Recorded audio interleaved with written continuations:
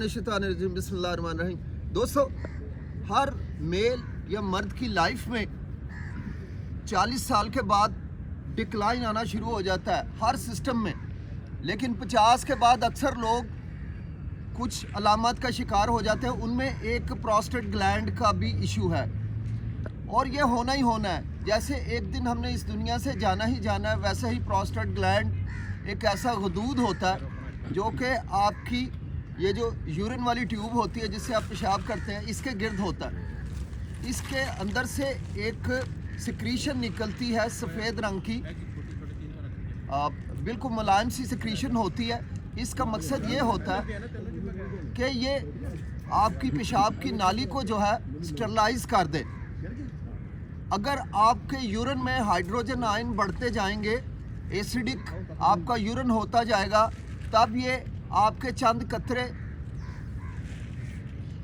एक लाइनिंग सी बिछा के गुजरते हैं ताकि यूरिन के अंदर जो हाइड्रोजन आयन है वो पेशाब की नाली जो कि बड़ी सेंसिटिव है उसको डैमेज ना करे। तो ये एक आध कतरा आपको महसूस भी हो सकता है, जिससे ख़ासतौर पे नौजवान बड़े परेशान हो जाते हैं कि यार ये तो कोई बड़ा नुकसान हो रहा है।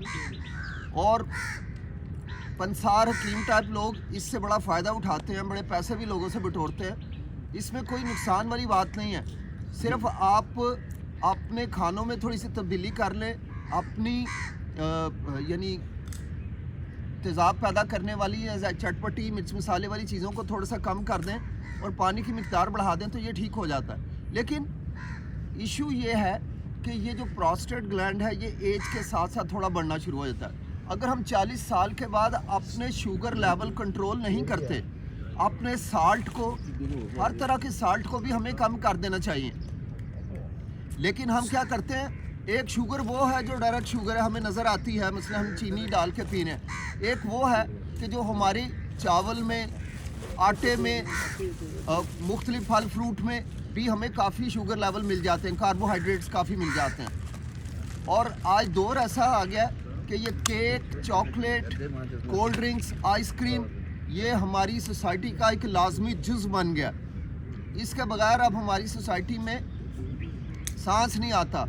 और ये फिर ऊपर से बड़ी कमबख्ती वाली चीज़ें जो फूड पांडा और जगह जगह जो फूड चेन्स आ गई हैं, ये हमें तबाह बर्बाद करने के लिए सानी नहीं रखती। हमारी हुकूमतें भी आंखें बंद करके सो रही हैं। इन लोगों को इजाज़त नहीं होनी चाहिए कि लोग अंधाधुंध प्रमोट करें। एफ्लुएंट फूड को टीवी पे प्रमोट किया जा रहा है। जितने भी कोल्ड ड्रिंक्स हैं, जितने भी आइसक्रीम्स हैं, इनके इश्तिहार बंद होने चाहिए, इनकी प्रमोशन रोड्स पे ख़त्म होनी चाहिए। हम देसी लोग हैं, देसी फूड होने चाहिए। बहरहाल इन्हीं बदबख्त फूड चेनों की वजह से ख़तरनाक कैंसर, दिल के अमराज, जोड़ों के अमराज, ऑटोइम्यून डिसऑर्डर्स और डायबिटीज़ बेतहाशा बढ़ गई है। किडनी फेलियर बेइंतहा रूज पे चला गया। तो ये सारी अलामत जो हैं ये हाई कार्ब डाइट की वजह से हैं। तो जब अगर हम 50 ईयर्स के बाद, 40 ईयर्स के बाद अपना शुगर लेवल या कार्बोहाइड्रेट को कम नहीं करते तो ये प्रोस्टेट ग्लैंड बढ़ना शुरू हो जाता है। अखरोट के साइज़ का बढ़ते बढ़ते बढ़ते बढ़ते क्रिकेट के बॉल के साइज़ का हो जाता है। जो ये बढ़ता जाता है, आपको रात को यूरिन को कंट्रोल करना मुश्किल हो जाता है। हालांकि आप चेक करवाते हैं, आपको शुगर नहीं होती। कई लोग कहते हैं जी चेक कराया शुगर नहीं है, लेकिन पेशाब उनके कंट्रोल में नहीं रहता।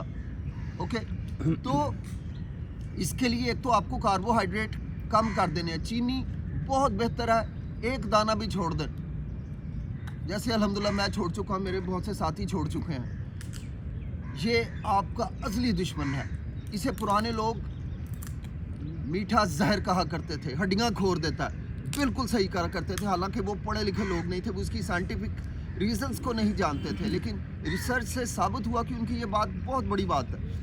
तो सबसे पहले कदम के तौर पे आपको चीनी और उससे बनी हुई चीज़ों को कम करना पड़ेगा अगर आप रात सुकून से सोना चाहते हैं, वरना ये बढ़ते बढ़ते आपको खून के आंसू रुलाना शुरू कर देगा। लोग इसकी सर्जरियाँ कराते हैं, महंगे तकलीफदेह ऑपरेशन कराते हैं, बाज़ का 4-4, 5-5 दफ़ा सर्जरी हो जाती है, लेकिन इसका आराम नहीं आ रहा होता।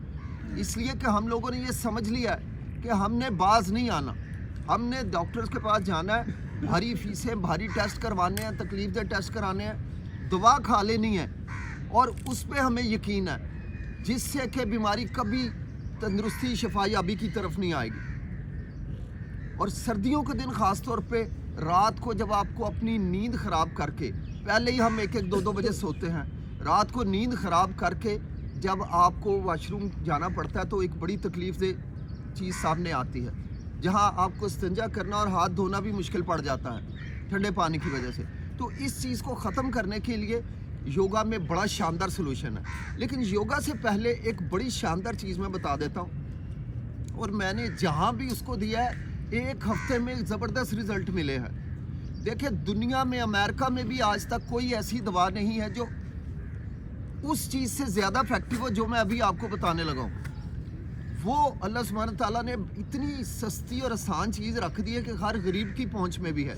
हर गरीब के साथ भी ये मसला ज़रूर होता है इस एज में जाके, जो कि अगर हम तवज्जो नहीं देंगे तो इसमें कैंसर में बदल जाने के, प्रोस्टेट के कैंसर में बदल जाने के बहुत इम्कान है। बहुत से जवान मर्द बेचारे इस उम्र में, डेढ़ उम्र का शिकार होते ही कैंसर के मुज़ी मर्ज का शिकार हो जाते हैं, क्योंकि वो अपनी डाइट को चेंज नहीं करते, उस पर कंप्रोमाइज़ नहीं करते। तो मैं आज बताना चाहूँगा, लीमू का जो छिलका है हरगिज़ मत फेंकिए। इसके छिलके के मुकाबले में दुनिया में कोई दवा मौजूद नहीं है जो प्रोस्टेट पे इतना गहरा असर रखे। गो के पम्पकिन सीड्स जो हैं, मैं आपको बताता हूँ, कद्दू के बीज जो हैं, वो 1 चम्मच आप दिन में 3 बार 1-1 चम्मच लेंगे तो आपकी स्किन को, नाखूनों को, आई साइट को भी बड़ा फ़ायदा होगा। और जिसम में उसके बड़े फ़ायदे हैं, इसके मेल सेक्सुअल सिस्टम पे बड़े अच्छे रिज़ल्ट है। मगर जो फ़ायदा आपको लीमू का छिलका देगा वो कहीं नहीं मिलेगा। ये 1 हफ्ते में आपकी तकलीफ़ को बहुत कम ले आएगा। और मैंने आजमा कर देखा है, जो सर्दियाँ बढ़ी हैं, लोग अब नहीं उठ रहे उस तकलीफ़ से जिसकी मैंने उन्हें कोई मेडिसिन नहीं दी, जिसकी उन्हें किसी यूरोलॉजिस्ट ने कोई मेडिसिन नहीं दी। सिर्फ ये किया है कि लीमू का रस पिएं और उसका छिलका चबा के खा जाएं। ये बॉडी के अंदर एक एंजाइम होता है अरोमाटेज, उस एंजाइम को कहा जाता है। ये अरोमाटेज जो है इन्फ्लेमेशन पैदा करता है, ये प्रोस्टेट के साइज़ को बढ़ाना शुरू कर देता है। तो अल्लाह ने कुदरती इलाज इसका छुपा कर रखा है। दुनिया में किसी दवा में ये चीज़ नहीं मिली सिवाय लीमू के छिलके में। ये 1 हफ्ते में आप आजमा के देखें। मैं रोज़ाना खुद 7 लीमू अभी पी के आ रहा हूँ और 7 लीमुओं में से 7 के 7 छिलके मैंने चबाए हैं। और यकीन माने सुकून हो जाता है। बिल्कुल आपको पेशाब का कोई मसला नहीं रह जाएगा। मगर आप अपने कार्बोहाइड्रेट पे प्लीज़ चेक रखिए। अब हम आएंगे कि इस तकलीफ दे मर्ज के लिए योगा का कौन सा आसन सबसे बेहतर है। तो ये योगा का आसन जो है, कोई साथी बताएगा कि कौन सा आसन करने से हमें सबसे ज़्यादा इसमें फ़ायदा होगा प्रोस्टेट के साइज़ को कंट्रोल करने में? सबसे गीगल मसल की जितनी एक्सरसाइज हैं वो बटरफ्लाई, वो है बेहतरीन। जी माशाल्लाह माशाल्लाह, अच्छे जवाब दे। मुझे खुशी हो रही है कि लोग बोल रहे हैं, चुप करके मेरी शक्ल नहीं देख रहे। तो इसके लिए हमें बंद कोणासन सबसे ज़्यादा इफेक्टिव है। बंद कोणासन जिसमें कि आप ऑलमोस्ट बटरफ्लाई पोज में बैठ जाते हैं। बहुत से साथी इसमें वो शुरू कर देते हैं मूवमेंट, वो भी किसी हद तक ठीक है, लेकिन सबसे ज़्यादा फ़ायदा ये है कि इस पोज को आप लगा के इस पोज में बैठें, इस पोज में बैठें। इससे आपके हिप जॉइंट को भी बड़ा फ़ायदा मिलेगा, आपके नी जॉइंट को बड़ी राहत मिलेगी। और आइए हम दोनों पाँव मिला के बंद कोणासन लगाते हैं।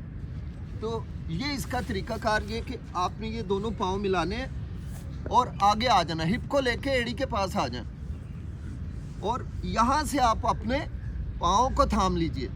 तो ये जो है बंद कोणासन कहलाता है। रोज़ाना अगर ऐसी अलामत हैं तो लीमू के साथ साथ, लीमू को छिलके के साथ साथ आपने बंद कोणासन लगाना है। कोशिश करें कि इस आसन में 5 मिनट बैठें, ठीक है। आपके जो मसल्स हैं वो भी रिलैक्स होंगे, आपकी बहुत सारी आसानियाँ घुटनों और हिप जॉइंट में होंगी। आपकी कमर, देखें आप इस पोज में बैठे हैं ना, तो आपकी कमर आपके मसल्स जो हैं वो अलाइन हो गए हैं, वो एक रीढ़ को सीधी हालत में करने के पाबंद हो जाते हैं। तो ये पोज आपके लिए बहुत बेहतर है कि आप बंद कोण आसन लगाएं। बंद कोण आसन के साथ साथ आप जो है ना वो तितली आसन, ये तितली की तरह मूवमेंट, ये आपके कीगल मसल्स को भी फ़ायदा देते हैं। और कीगल मसल आपको पता है कि ये आपके एक मर्द की ज़िंदगी में खुशी के लिए कितना ज़रूरी है, एक बेहतरीन ज़िंदगी के लिए, शादीशुदा हजरात ख़ास तौर पे। तो आप ये बटरफ्लाई या इसे पावर एक्सरसाइज भी कहते हैं, इसको तितली आसन भी कहते हैं। कोशिश करें कि ये तितली आसन कमर सीधी रख के, बिल्कुल एड़ियाँ अपनी प्रीनियम के साथ लगा के, आपके जेनाइटल्स के साथ करीब रख के इसको कमर को सीधा करें। गोंदल साहब आपकी कमर में गोलाई है, ज़रा सा अपने आप को उठाएं, सीधा करें जी। तो आप कोशिश करें कि ये बटरफ्लाई 5 मिनट कोई चीज़ नहीं है, आप टीवी देखते हुए कर सकते हैं, आप दफ्तर में बैठे हुए कर सकते हैं, थोड़ा सा टाइम निकाल के। आप पार्क में अगर फ़र्ज़ करें कुछ साथी हम योगा से फारिग हो गए हैं, कुछ टाइम के लिए आप ये कर लें। एक तो ये उसके लिए बंद कोण आसन मैंने बताया, दूसरा ये बटरफ्लाई या पावर एक्सरसाइज ये मैंने बताया। इसके बाद इसकी एक और शक्ल है कि आप इसको आगे ले जाएं, पाँव को मिला के, और दोनों हाथ कमर के पीछे रख लें, बिल्कुल पास करके, दूर नहीं ले जाने, पीछे लेटना नहीं है। अपना मिड सेक्शन बाहर ले आए, बिल्कुल सीना बाहर ले आए, और यहाँ रख के आप अगेन बटरफ्लाई करें, अगेन बटरफ्लाई करें। और ये भी कोशिश करें, आपके बड़े ही भले की चीज़ है, आपका यूरिन कंट्रोल भी इससे बड़ा अच्छा हो जाएगा। जो जिसके लिए मैं आज कह रहा था कि प्रोस्टेट की वजह से हमें बहुत सारी तकलीफ़ों से गुजरना पड़ता है।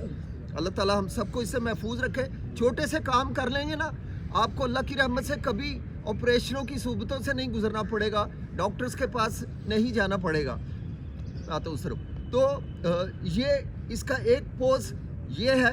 मैं चूँकि वीडियो बन रही है, मैं इसको ज़्यादा लंबा अभी नहीं करूँगा, मैं अभी आपको बताऊँगा कि किन पोस्चर से हमें इसमें बहुत सारा फ़ायदा मिल जाता है। तो बटरफ्लाई की ये दोनों इकसाम इसमें बड़ी फ़ायदेमंद है। इसके अलावा बहुत शानदार कि आप इसमें ब्रिज पोज बनाएं। ब्रिज पोज जैसे कि हम ऐसे जाते हैं और ब्रिज पोज बनाते हैं, यहाँ से इनहेल लेके स्पाइन को ऊपर उठा लेना जितना आपसे आसानी से मुमकिन हो, और इस पोज में आपने बने रहना है। कोशिश करें कि अगर कम से कम 1 मिनट तक आप अपने स्पाइन को पूरा ऊपर स्ट्रेच करके रखना है, ढीला ढाला नहीं होने देना।